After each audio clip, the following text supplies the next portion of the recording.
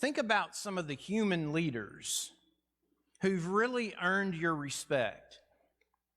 And as you do, if you think about a certain leader or two for whom you have great respect, then think in terms of, okay, what are some of the reasons that this leader happens to be one that stands out in my mind? And it could be an elected leader, maybe one that you've known personally, maybe one at a national level that you don't know personally. Maybe it's a leader that you've worked with or worked for, maybe someone that you've been in the office with, a leader right there beside you and has been a major influence. It might be a CEO of a company that you've never met personally, but you've worked in that company and you've got great respect. It might be a coach that you played for, or possibly a coach that because that coach coaches your favorite team, you've gotten to know a lot about that person. It might be a shepherd, a preacher, a Bible class teacher within the Lord's church, somebody whose spiritual walk has had a major impact on you. Over the last year or so, one of the things that I've been reading, Bill O'Reilly has a series of books. They're all under the umbrella of killing, but they're biographies. Killing Reagan. It's not just about somebody trying to kill Reagan. It's about his entire life and his presidency. Same with Kennedy. Same with all of them. They're histories. They're biographies. And so very much enjoy reading them. He's even got one about killing Jesus. And there's a lot of great historical information that you don't get out of the pages of the Bible. So I would even recommend reading it.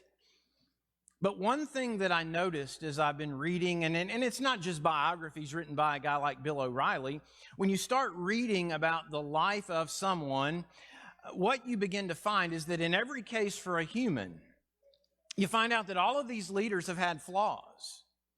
They're flawed individuals, and in some cases the flaws are glaring, and sometimes they're ones we never knew about while they were in office, while they were leading. The flaws didn't become evident until after the fact, until the biographies began to be written. But it's this idea that no human leader does everything well. Some leaders do most things well. Self-aware leaders will surround themselves with people who are strong in areas where the leader isn't as strong. But in the end, all of these guys, ladies, whoever they are, leaders, they're flawed in some way. But then there's Jesus. By the end of Mark chapter 7, people are saying about Jesus, this guy does all things well. And they are spot on with their assessment.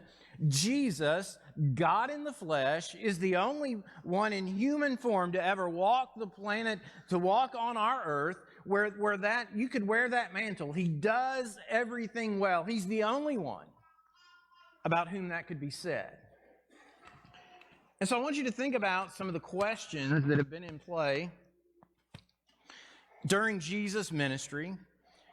That's leading him, these questions that are leading him ever closer to the cross. Who's acceptable to God? Who is clean? Who's unclean? Who's defiled? Who is undefiled? Should this man-made hedge that we've talked about, the Jewish leadership, they've built this hedge around God's law, and they've worked very hard to make sure that people respect the hedge so that you can't even get close to actually violating the law of God. Sorry, we're having a little mic trouble here. Should that hedge that they have grown and pruned and maintained, is it okay that Jesus has essentially whipped out the chainsaw and he's just mowing that thing down? Is that okay? And so questions like these, they've been in play, and as Mark, through his inspired gospel, is telling the story of Jesus, he's allowing Jesus to provide the answers to these questions. And so today we add two more narratives to the discussion. We add them to everything else that we've been talking about in recent weeks. And so one healthy thing to do is to consider today the contrast between the way of the Pharisees and the way being introduced and lived out by Jesus. Hey, Grant, if you would, turn this on for me.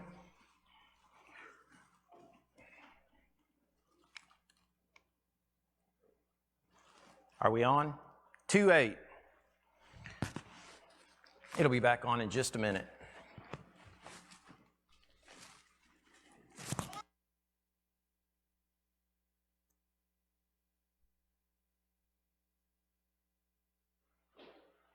Are we on? There we go. That way we won't have to fight with this other mic. Mark chapter 7. We want to get into that text, walk through it, and then at the end we're going to notice some of the comparisons today. Mark 7, verse 24. Jesus got up and went away from there to the region of Tyre. And when he'd entered a house, he wanted no one to know of it. He could not escape notice.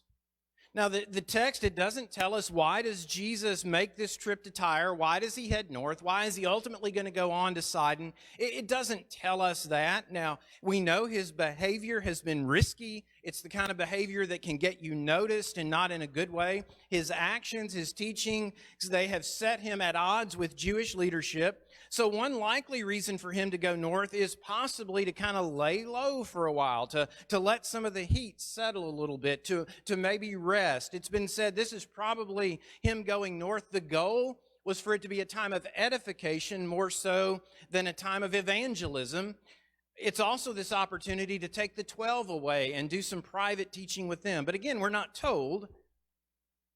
You think about celebrities in today's world, and I suspect that celebrities tend to have a very much a love-hate sort of relationship with social media. You know, the value is monetization. They can use the media to make money, and when they've got something new to promote, they can get that out there in front of people. But the frustration is, because somebody's always watching and somebody always has a camera, it's hard to get away. It's hard to hide. It's hard to lay low. And that's what's going on with Jesus here. Everybody knows about his ministry. And so when Jesus shows up in an area, people very quickly find out and people very quickly need him. Verse 25. But after hearing of him, a woman whose little daughter had an unclean spirit immediately came and fell at his feet. Imagine the emotion. We read it.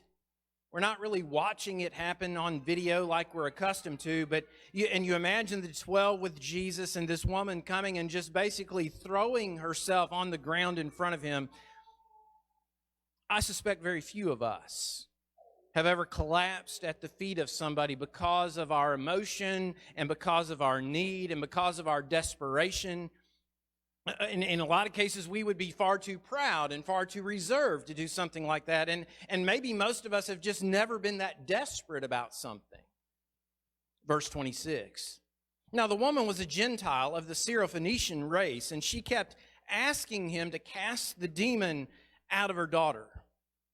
Now, the Phoenicians were descendants of the Canaanites. That's why in Matthew 15, Matthew's telling of this narrative, Matthew refers to her as being a Canaanite woman. The very area where she lived, it was a part of Syria. This woman was from the region of Tyre. This is an area the Israelites way back had never fully conquered. They'd not followed God's instruction. And so the reason she exists is because the Israelites had not done their job. The verse says that she kept asking him. In fact, if you read this out of Matthew chapter 15, she's asking, and Jesus initially, he's not even responding to her. He's kind of ignoring her. He's acting like he doesn't even hear her. And it's to the point that the 12, they're starting to say, listen, she's yelling at us. She's screaming at us. Why don't you just send her away? Get her on out of here. But in her, we see persistence. Why the initial silence from Jesus? The text doesn't say. Some scholars believe that this is Jesus. It's his way of testing her faith. But in verse 27, Jesus finally responds and he says, let the children be satisfied first. For it is not good to take the children's bread and throw it to the dogs. Now this is where some critics get upset with Jesus because of what he says. Is this Jesus being degrading to women? Is this Jesus being degrading to people of other races? Well, we know that it was common for Jews to refer to Gentiles, to non-Jews, as being dogs. Jesus is using terminology that would be very familiar to this woman. obviously now, just because everybody else is saying something, if you've been a parent more than 5 minutes, you've said this to your kids, just because everybody else is doing it doesn't make it right. But we also know about Jesus, he's used this phrase, he is sinless, he's perfect, he never violates the law of God, so what he's doing cannot be wrong. In making the dog reference in comparison, he does use the term for dog, meaning house pet, as opposed to the term meaning wild, scavenger, crazy. And pets aren't people, but there are some pets that get treated better than some people, but that's obviously not what's going on here. One scholarly take is this, and I think it makes a lot of sense. He was testing her humility and her faith in him. It's impossible to think that Jesus meant to humiliate her. Rather, he's allowing her to show her humility in his presence and to demonstrate her faith in his power. And so what are we saying? Using the term dog, it's not about women, it's about Gentiles, and it's really just about making a comparison. The Jews, that's where his ministry was focused. That's where he was to go first, not the Gentiles. And so he sets up a picture, he paints a picture that everyone can understand. The Jews are at the table, and the scraps that are left over are what the dogs will eat. Now that's important because Jesus has the 12 with him. They're learning, they're watching, and there is this promise made all the way back in Genesis chapter 12 about through Abraham, I will bless you, but then ultimately through this blessing, I'll bless all nations. And the verse says, Jesus is talking about taking care of the Jews first, not the Jews only. And so fulfillment of this promise, it's going to happen. And it does happen. Romans chapter 1, verse 16, talking about the power of the gospel to salvation to everyone who believes, to the Jew first, and also to the non-Jew, to the Greek, to the Gentile, if you will. And so the apostles, they needed to understand that and remember that the day is indeed coming when salvation's being offered to everyone. And so Jesus makes this statement, and then she responds. She just goes with it. But she answered and said to him, yes, Lord, but even the dogs under the table feed on the children's crumbs. If you recognize that you're not a Jew and that you're not one of God's chosen and that you're not a part of that original plan, the dog label, it's not insulting. It simply fits the illustration that Jesus is using. And so she accepts the designation and she asks a question based on Jesus' illustration. We understand the word picture that's in play. If you have a pet, and if your pet comes in the house, and you understand what you do with your food sometimes, our little Maltese, we don't feed her a lot of table food, but she knows the sound of me getting some ice cream. She can be anywhere in the house, and when she hears the freezer door open and the clanking of a spoon and those things happening in that order, she will come running, and she wants a taste of ice cream, and we give that to her. Well, that's not what the word picture here is. Jews in that day, rich folks in that day, people who were well off in that day, they'd sit down to eat. And where we might grab a paper napkin, when they're about done eating, they take a big chunk of bread that they're not going to eat. And they use that as their napkin. They wipe their hands on the piece of bread, and then they throw the piece of bread under the table to the dogs. And so this unneeded piece of bread, the woman's saying, I'll be happy with just taking what wasn't going to be eaten, what wasn't going to be given to the Jews anyway. I'll just take whatever's left. She has nothing with which to bargain. She's throwing herself upon the mercy of Jesus. She's desperate to find relief for her daughter, and even if his help is comparable to be thinking that I'm just a dog under the table, I'll take whatever I can get. She's not acting like she deserves any of it. She's not assuming she's owed anything. And it's worth noting, when she's referred to as a dog, she doesn't spring to her feet. She doesn't get offended. She doesn't leave in anger. See, it's easier to not get offended by folks when the basis of what you're operating on isn't selfish. She's not trying to do something for her. She's trying to do something for her daughter. And so you could say she's a picture of one who's poor in spirit. The complete opposite of being prideful. Verse 29, verse 30. And he said to her, because of this answer, go, the demon has gone out of your daughter. And going back to her home, she found the child lying on the bed, the demon having left. This is teledoc Jesus. Jesus doesn't go to the house. He doesn't go touch the daughter. He just tells her, hey, your faith, your daughter's well, and you go home and you'll find her there. It's teledoc Jesus. Verse 31, again, he went out from the region of Tyre and came through Sidon to the Sea of Galilee within the region of Decapolis. This is the second narrative. They brought to him one who was deaf and spoke with difficulty, and they implored him to lay his hands on him. Remember Mark chapter 5. Remember the Legion guy that Jesus heals. And then the Legion guy, Jesus says, go to your family. And the Legion guy starts going to all the cities of the Decapolis telling his story. Well, Jesus is now back in that area. So lots of folks have heard about this other healing that's gone on. This deaf man, this man with the impediment, he's got friends who care enough about him to get him in front of Jesus. Being deaf, he likely doesn't have the knowledge of Jesus that some of his friends have, but his friends care enough to get him to Jesus. Verse 33, Jesus took him aside from the crowd by himself and put his fingers in his ears, and after spitting, he touched his tongue with the saliva, and looking up to heaven with a deep sigh, he said to him, Ephphatha, that is, be opened.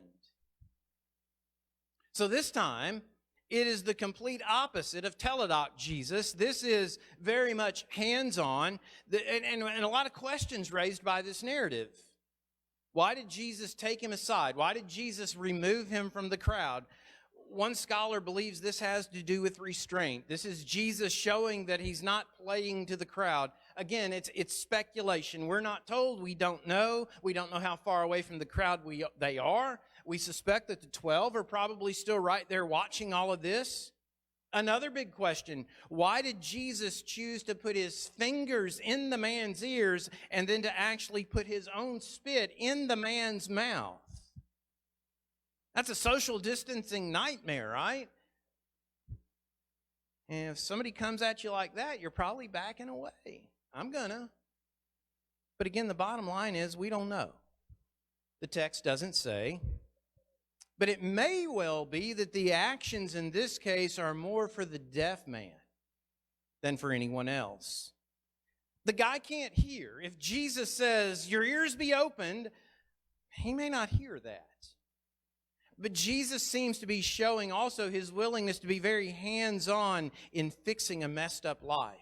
Touching his ears, people of that day likely would have not come anywhere near the man's ears. You didn't understand a lot of things, and you don't want to catch his deafness, so you don't want to touch his ears. Perhaps there's a similar idea in play in actually placing his own spit in the man's mouth. Jesus is putting himself as close as possible to touching this man's infirmities. It's a sweet reminder of the way Jesus connects with our weaknesses, and in this case, he does so in a very visual and in a very personal way. Verse 35, and his ears were opened, and the impediment of his tongue was removed, and he began speaking plainly.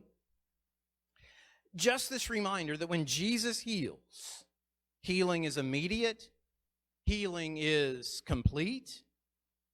This guy's not going to have to go spend a year in speech therapy because it says he began speaking plainly right away. It is miraculous. 36:37, and he gave them orders not to tell anyone, but the more he ordered them, the more widely they continued to proclaim it. They were utterly astonished, saying, he's done all things well. He makes even the deaf to hear and the mute to speak. Here's our don't tell, the messianic secret that we've discussed previously. We don't want things to come to fruition too soon. Perhaps we're trying to avoid a premature, let's make him king right now reaction. Such a sentiment, it could lead to insurrection. Insurrection is one of the things that Jesus actually spoke against. Perhaps the idea is let's only put a little bit of fuel on the fire at a time. We don't want the Pharisees too upset too soon. And besides, the full story can't really be told until Jesus has been to the cross. But in any case, the people simply cannot keep themselves from telling the story. And so I mentioned before we start into the text, I think it makes sense to think about some of the contrast between the way the Pharisees are teaching Jews to live life and the way Jesus has shown up and is teaching folks to live life, the life that he's actually living. So very briefly as we finish, let's think about three contrasts. Number one, how does a Jew remain undefiled? Do you avoid this unclean Gentile woman and this disabled guy like any good Pharisee would, or do you wade into the messy human condition to provide these two folks with something they could not provide for themselves? Deaf guy, we don't know. He may have been a Jew, he may have been a Gentile, we're not told. We don't know of what nationality he was. What would the Pharisees have said about these interactions of Jesus? Now, they're not around, they're not commenting here, but had it been up to them, these two people would have been ignored, these two people would have been marginalized, but not with Jesus. There is an immediate audience, the 12. In the case of the deaf man, you've got the multitude. What are they learning from that? Contact with this non-Jew surely would have defiled a practicing Jew, made him unclean, but Jesus wades right in. What a powerful contrast for Mark to set up for his audience. Through this Gentile woman, Mark is helping his audience understand the answer to the question that's been in play through this gospel. Who's acceptable to God? Who's clean? Who's unclean? The Pharisees with their man-made observances, the ones that actually would prevent someone from taking care of a parent who had a need, or the Pharisees, or is it Jesus? In Tyre, Jesus is lodging likely in the home of a Gentile. He's not worried about that. He's reaffirming that he's rejected the clean, unclean standards of the Pharisees. He then interacts with, drops crumbs of healing for this Gentile woman's daughter. He's already stated that defilement comes from within. If you're defiled, it's because your heart's bad. And then his actions demonstrate what's in his heart, the fact that he loves people, cares for people. He's got compassion for people. He's showing a completely different way of living. Jesus doesn't hold himself aloof of this woman's needs or the needs of the deaf man, nor does he consider himself to be defiled by contacting, by interacting. Surely the disciples are again reminded that Jesus' way is better. Contrast number two. How do you live an acceptable life before God? Is it produced by the arrogance we see in the Pharisees from time to time, or is it produced by the humility of this Gentile woman? We see wisdom in her actions, in her life. We see humility. We see faith. This humble soul, she illustrates everything Jesus has been talking about during his interaction with the Pharisees. And the discussion that follows with the crowd about what's in your heart and how are you going to live. We see a plea for help with no demand. She's talking about her needs, not her rights, because she has no rights. It's been stated this woman is the one who becomes acceptable to God by her inward, heartfelt devotion, manifesting itself in obedience. She's a disciple. Indeed, she's abiding in God's word. Have I responded to Jesus in that way? Would Jesus celebrate my response to him in the way he celebrates her response to him? The need to approach God in humility, it's a teaching that was needed then. It's a teaching that's still needed today. There's no room for arrogance in our walk with God. Oh, and we realize that these comparisons for the 12, they're being put right in front of them because they've given up a lot to walk with Jesus, to follow him. They need to know that his way is the way. They're going to struggle with arrogance. They're going to struggle with wanting to be prominent, and Jesus is trying to teach them just as he attempts to teach us. Contrast number 3. How to respond to Jesus. Do you reject him and label him as a heretic like the Pharisees did? Or do you proclaim him because you have experienced the undeniable power, truth, and love of his life and his ministry? For the Pharisees, the more Jesus did to establish himself as the long-awaited Messiah, the more they wanted him dead. And it's interesting, Wednesday night in our Bible class, we were talking a little bit about Nicodemus in John chapter 3. And it's interesting that Nicodemus, in his statement, he gives us a bit of a peek behind the curtain at what was really going on when the doors were closed among the Pharisees. John chapter 3, verse 2, when he shows up to talk to Jesus, he says, "Rabbi, we know you've come from God as a teacher. For no one can do these things unless God is with him." You get a flavor for what the Pharisees really understood, but they had way too much to lose to actually make those honest assessments public. The response of the crowd, in summary, is a sharp contrast to the Pharisees. There's no question about Jesus' power. Even the Gentile woman knows enough about Jesus. In Matthew's account, she calls him Son of Man. She recognizes him as the Messiah. And so that summary in Mark 7, verse 37 that we all read together earlier, they were utterly astonished, saying that he has done all things well. He makes even the deaf to hear and the mute to speak. That's the reaction of so many of the common Jews. Just imagine that Gentile woman. Imagine her and how many times she's telling her story. I said at the beginning, Jesus is the only one who can wear the mantle. He has done all things well. And so the question we must answer before Will comes and leads us in that song, that the invitation song, it's designed to get all of us to think, to self-reflect, to self-examine. And he's going to lead us in that song today. And the question becomes, how have we responded to the undeniable evidence of Jesus as Messiah and as Savior? Has our response at times been more like the Pharisees? Denial for some selfish reason, skepticism for some reason, fearing what we might lose by wholeheartedly following Jesus? Do we sometimes want to try to keep him at arm's length, unwilling to commit, perhaps attending worship but not allowing Jesus to heal us of the sin and allowing him to actually save us? Or have we responded in humility? Not acting like we deserve any of it? Is your life a picture of humble surrender and obedience like we see in this Gentile woman? It's my belief that we have people in this room today who are considering obedience to the good news of salvation, being baptized into Christ in order to have your sins washed away. If that is you this morning, why wait? Case is young. But I'm so thankful that he chose not to wait last Sunday. And God willing, you think of the years and opportunities for service that await him because he made the decision young. It's also my belief that we have New Testament Christians in this room today who are considering placing membership here at North Highlands, letting it be known that you want to work under the oversight of the shepherds here. Now, I've had conversations with some of you. Sometimes it's logistics, timing. We're trying to set up a meeting. That's the only thing that's holding us back. But for others, maybe you've been attending here a long time and you just assume that everybody knows that you consider yourself to be a member here. If so, it's a really good thing to make that official. Yet I also realize that when we start talking about placing ourselves under the oversight of others, it takes a bit of a humility factor to do that. And sometimes maybe we balk at that a little bit, the idea that I would place myself under the authority of these shepherds.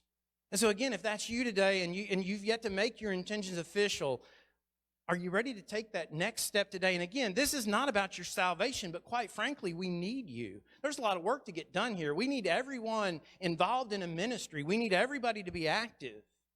And our shepherds need to know which sheep want to be taken care of. It's also my belief that on any normal Sunday, there are going to be some people who've obeyed the gospel at sometime in the past, but then life just has this way, or has had this way, of getting in the way of a faithful walk with God. Do you need to come home and start over with Jesus today? If so, our shepherds are ready to pray with you and for you. Don't let some sort of pride stand in the way of you being in a right relationship with God. If we can assist you in any way today, our prayer is that you'll come while we stand and while we sing.